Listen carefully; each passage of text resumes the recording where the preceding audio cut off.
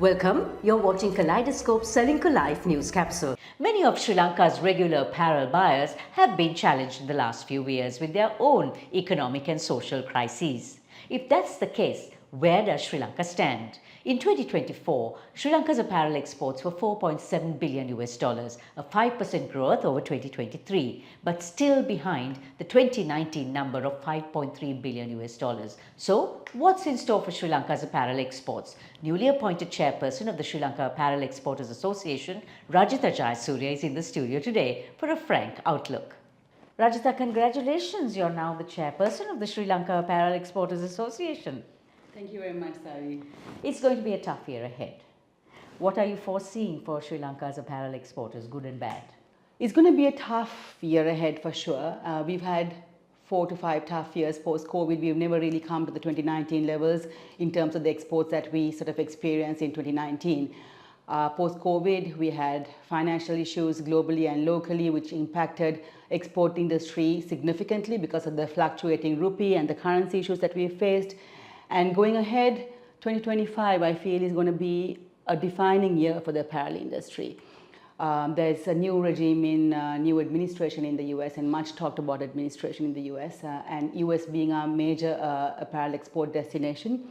The shifting trading policies are obviously going to impact the way that we experience an increase in our export earnings.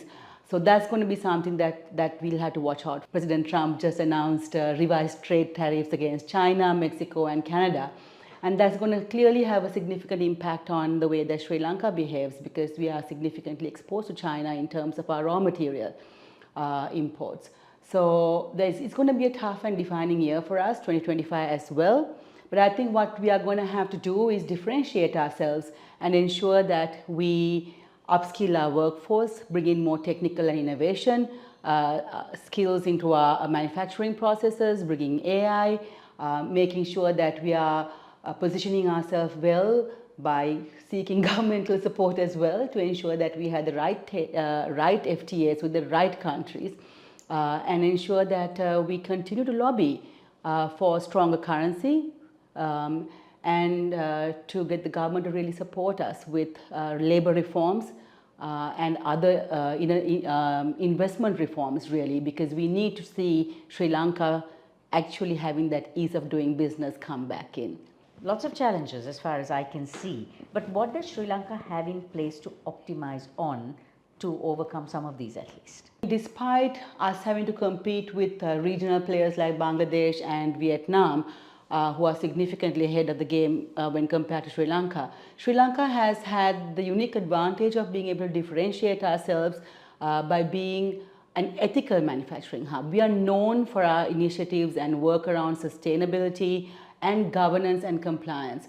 Customers value that about Sri Lanka because that's not been something that they've had to worry like in the other 2 destinations that I mentioned. They know they come to Sri Lanka. The Sri Lankan apparel industry is renowned for being ethical manufacturers. So that, I feel, is a distinct advantage for Sri Lanka. What are you seeing for exporters given the Trump administration's viewpoints? Sri Lanka needs to diversify its markets. We need to not be overexposed in the large markets that we are already sort of, exporting into, the US and the EU. We need to expand our footprint in the EU and the UK and other destinations in the APAC region. We need to look at the Middle East as possible destinations for apparel manufacturing and sourcing. And we need to try and negate this impact that we are constantly worrying about. Free trade agreements are great, and that is something that we need to do. But as a country, we need to improve ourselves. We need to make sure that we are investing in the right technology, we are investing in our people, we are ensuring that the government is supporting the export industry with the right policies and reforms in labor and in other related areas of investment. And that's the only way that we are going to be able to compete with this constantly changing geopolitical situation. We would love to have all this in place, but what are the challenges you're seeing in putting all this in place? We need to invest. Right now, only about 0.4% of Sri Lanka's land mass has been given for investment by the government. And there's a plan to bring it up to about 1% in 2030. We don't have the right supply chain verticality in this country.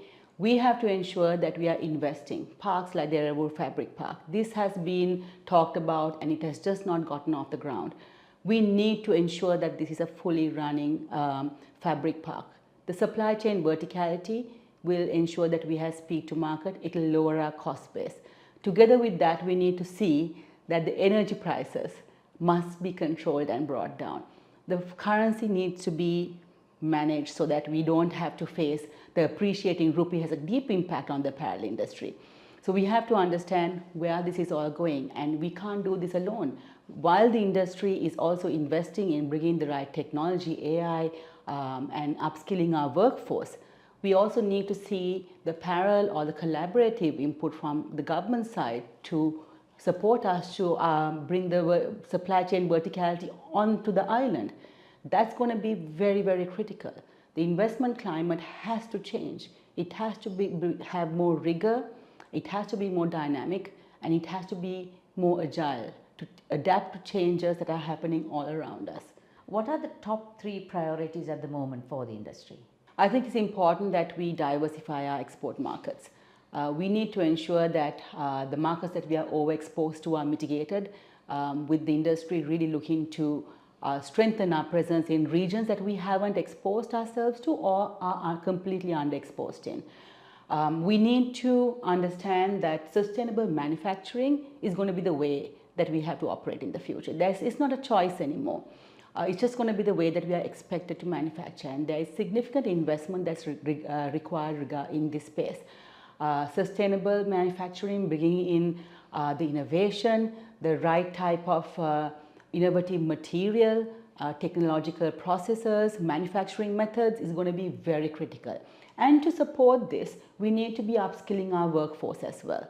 If we don't upskill our workforce and bring them up to the right technical standards to really compete with, our regional competitors, what's coming out of China we just can't compete with. They are constantly coming up with the newest technology, the machinery, the innovation, the fabric, the product, the raw material, and we need to be able to combat that. So the investment in these 3 areas are going to be critical.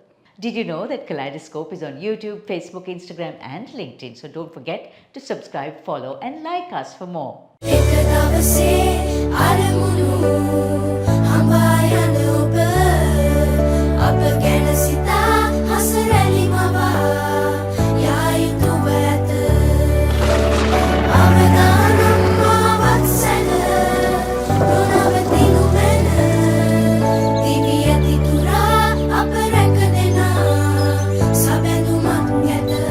You focus on your goals. We will take care of the risks. Srilanka Life.